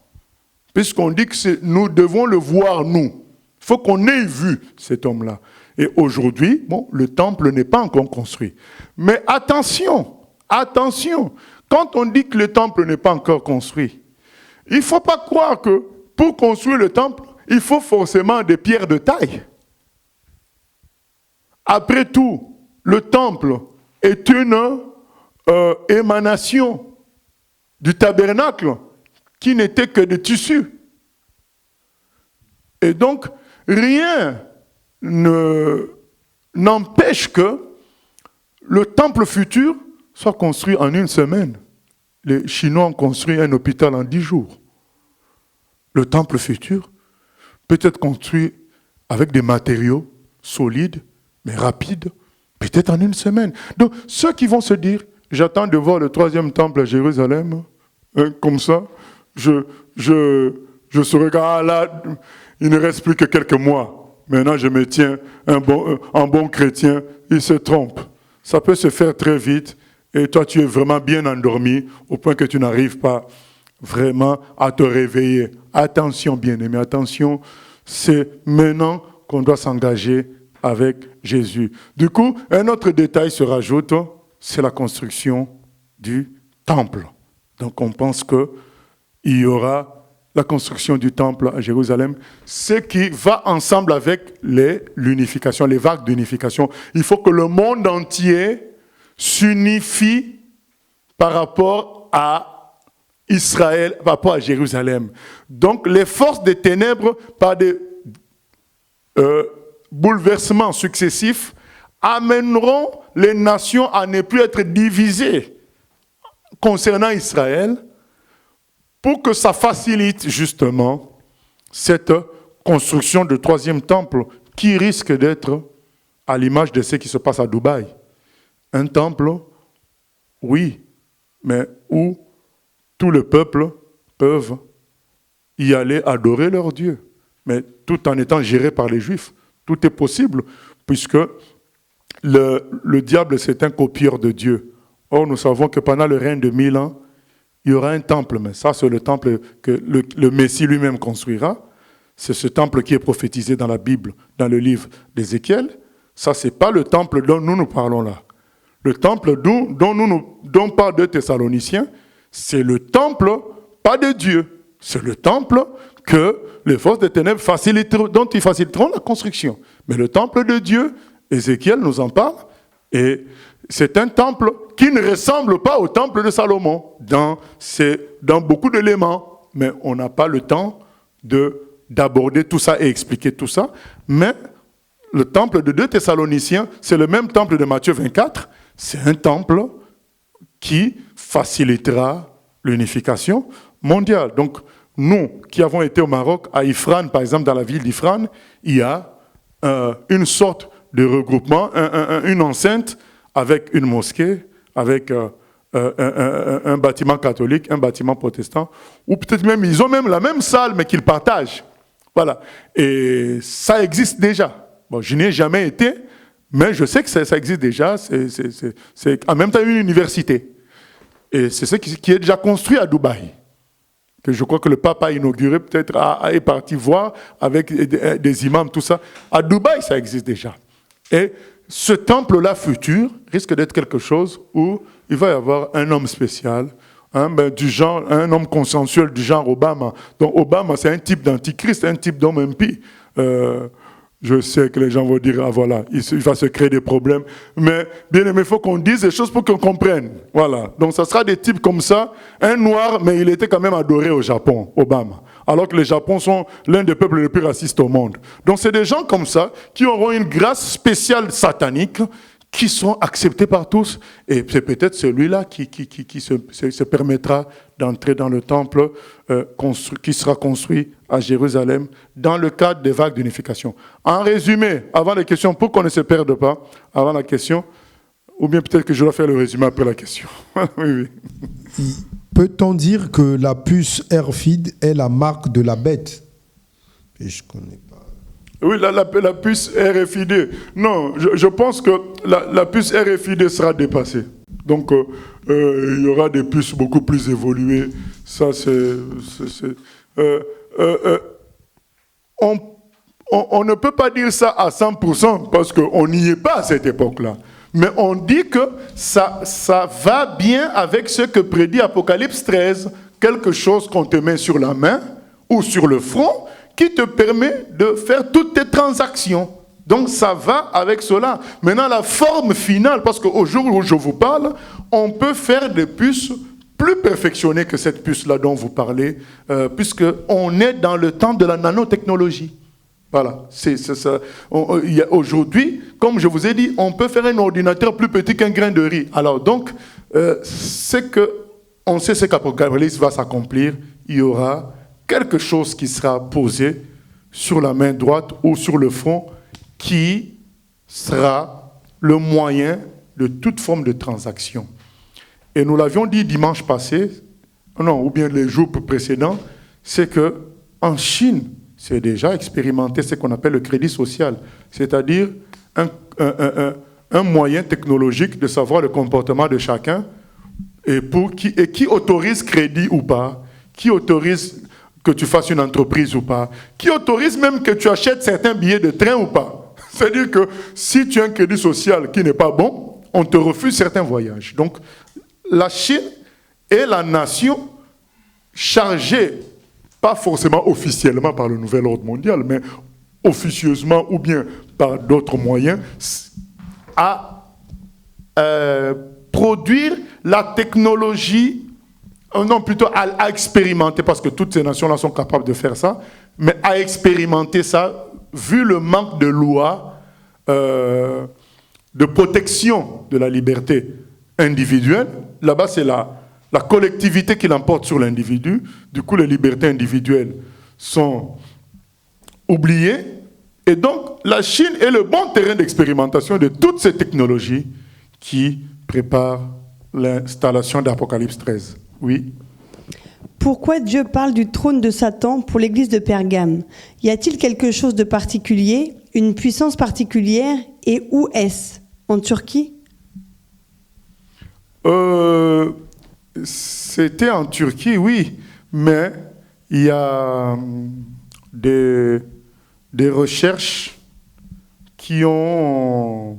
Pas de recherches, il y a des savants allemands du temps, je crois, d'Hitler, qui ont déterré ce temple-là, qui l'ont emmené en Allemagne.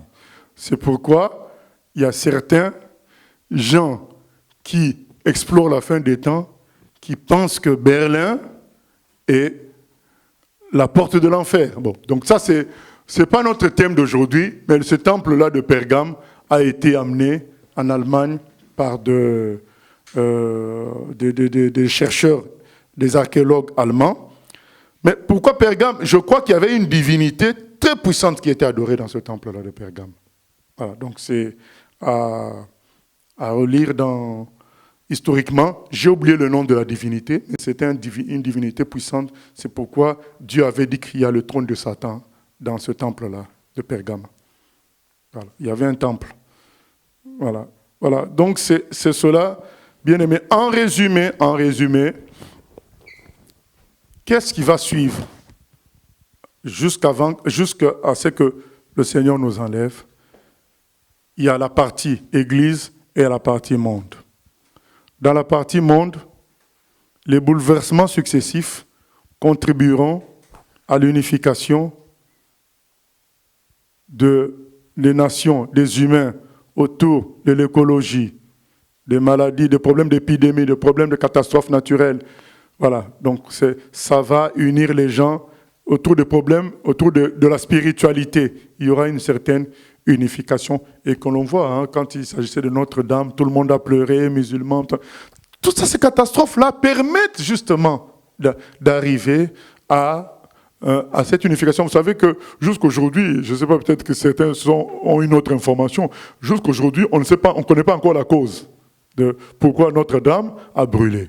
Donc, quand même, c'est grave dans un pays fort scientifiquement comme la France. Jusqu'aujourd'hui, on ne sait pas comment ça a brûlé. Pourquoi ça a brûlé? Comment ça a commencé?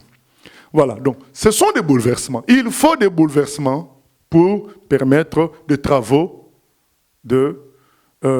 d'araser, donc de travaux de nivellement, de niveler les droits, les libertés individuelles. On doit niveler tout ça, on doit raser. On doit raser, la culture doit être rasée. L'histoire des peuples doit être rasée. C'est l'individu. Hein? Vous savez comment ça s'appelle nos logiciels? Ce n'est pas pour autant qu'il faut aller jeter ton portable, hein? Mais notre système operating system, c'est quoi? Système d'exploitation s'appelle Android. Android, c'est un robot humain. Donc c'est vers quoi nous tendons, vers un humain amélioré par de pouvoirs technologiques et qui n'a plus d'âme, qui n'a plus de morale. Donc c'est cet humain-là qu'on veut construire, à qui on pourrait imposer justement facilement une puce parce qu'il ne pense qu'à manger, acheter, donc il n'est plus historique, il n'est plus culturel, mais il voit plus l'humanité comme quelque chose d'humain, quoi. L'humanité comme quelque chose d'humain. Or, l'humanité n'est pas quelque chose d'humain. Dieu a créé l'homme à son image. L'humanité, c'est quelque chose de divin. Mais Android, c'est l'humanité selon l'homme. Voilà. C'est ça qui va se passer dans le monde par des bouleversements successifs. Du coup, il y aura des consensus sur Jérusalem, sur Israël. Les gens vont se tranquilliser. Israël aussi va faire confiance, puisque les gens se seraient tranquillisés. Donc on permettra la construction du troisième temple. Et c'est là que, quand l'homme impie prendra possession de ce temple-là, il pourra se dire, eh bien ça y est, je gère paix et sécurité dans le monde entier. Même à Jérusalem, c'est la paix. Et c'est là que la ruine viendra par l'enlèvement des enfants de Dieu. Ça, c'est dans le monde. Maintenant, dans l'Église, il y aura un jugement qui va différencier les enfants de Dieu. Et les chrétiens canards boiteux, les chrétiens par le nom feront de plus en plus de péchés à l'image des païens. Et il y aura une différenciation claire et nette entre eux et les chrétiens qui tiennent à l'autorité de Dieu et de sa parole. Et Dieu se servira de ces chrétiens-là qui tiennent à son autorité, à sa parole, pour l'évangélisation mondiale de la fin des temps. Et cela conduira à des persécutions, à des souffrances, mais avec la grâce et la puissance de Dieu dans ses enfants, qui leur permettra de tenir jusqu'à ce que Jésus-Christ les délivre. Alors Jésus-Christ les délivrera. Non, il ne les délivrera pas de la souffrance, parce qu'ils seront dans la souffrance tout en ayant la paix de Dieu. Il ne faut pas oublier ça. La paix de Dieu sera sur ces gens-là, même s'ils seront dans la souffrance. Le Seigneur les délivrera d'une autre souffrance. La souffrance de voir le rejet de Dieu. C'est ça. C'est une plus grande souffrance que la souffrance d'être en prison. Parce que quand on est en prison, on a la grâce de Dieu, on est bien. Esther Gulshan était en prison, elle était bien. Elle avait la grâce de Dieu. Les gens se convertissaient. Elle était bien. Mais quand on la sort de prison, elle n'est plus bien. Elle dit, mais à l'extérieur, les gens n'aiment pas Dieu. Donc ça prouve que la souffrance de voir le rejet de Dieu est plus dure que la souffrance d'être dans de mauvaises conditions humaines pour un vrai chrétien. Voilà. On a le cas avec Richard Rembrandt. Il était en prison. Quelle prison? Je ne veux pas encore vous la décrire aujourd'hui. Mais il a fini par être bien en prison parce que les gens se convertissaient. Ils priaient, ils chantaient avec leurs chaînes comme instrument de persécution. Dieu était là. Dans le dernier film de Richard Rembrandt, on voit même un chrétien. On est parti le torturer parce qu'on lui a interdit de prêcher. Quand la torture finit, donc on l'a surpris par les bourreaux en train de prêcher. Tu prêches encore? On l'a sorti parmi les autres prisonniers. On l'a amené dans la chambre de torture. Torture. Quand la torture finit, il vient au milieu des Richard Rembrandt et des autres. Mais je m'étais arrêté à quoi? Ah oui, le Seigneur a dit ceci. Voilà. Ces gens-là étaient habités c'est ce que nous serons aussi. Nous serons habités. Il faut pas s'inquiéter là-dessus. Il faut faire ton choix maintenant. Si ton choix est correct maintenant, ça le sera toujours. C'est maintenant qu'il faut choisir. Il ne faut pas attendre. C'est maintenant, aujourd'hui. Quand vous entendez sa voix, n'endurcissez pas vos cœurs. Et donc, il y aura ces persécutions, mais les chrétiens seront en paix malgré tout.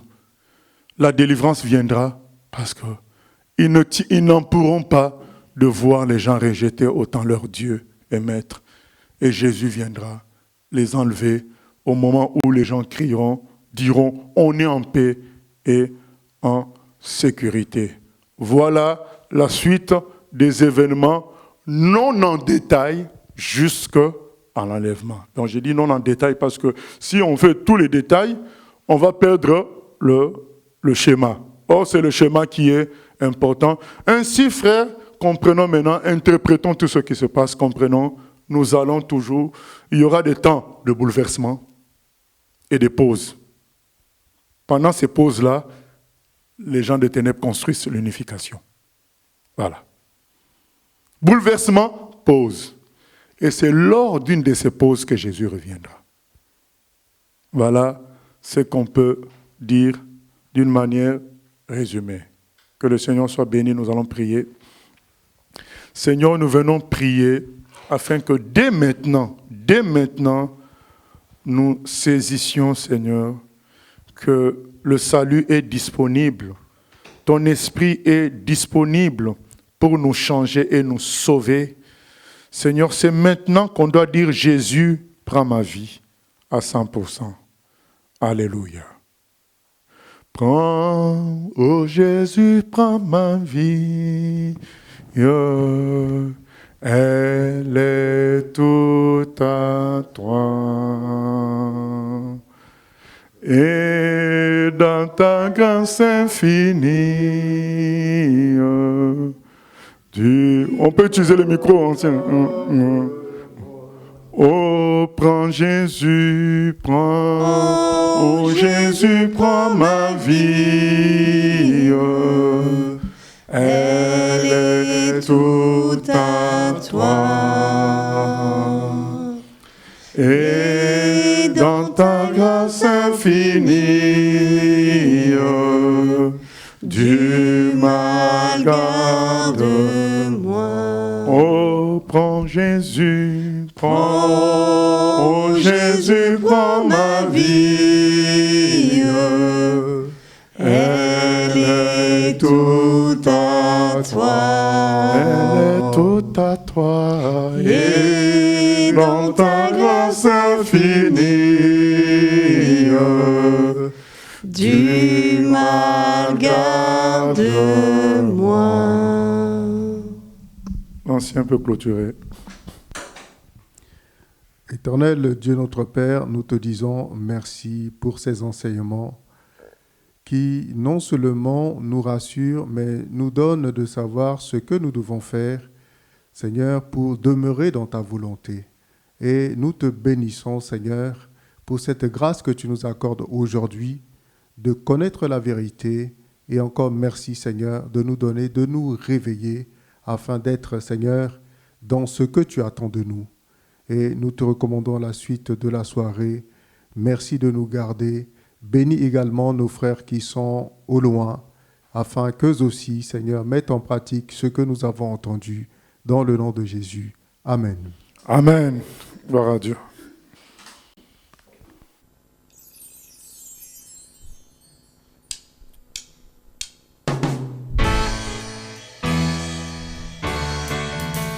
J'ai choisi Jésus pour guider ma vie. Mon bien-aimé Jésus, il est à moi, je suis à lui. J'ai choisi Jésus pour guider ma vie.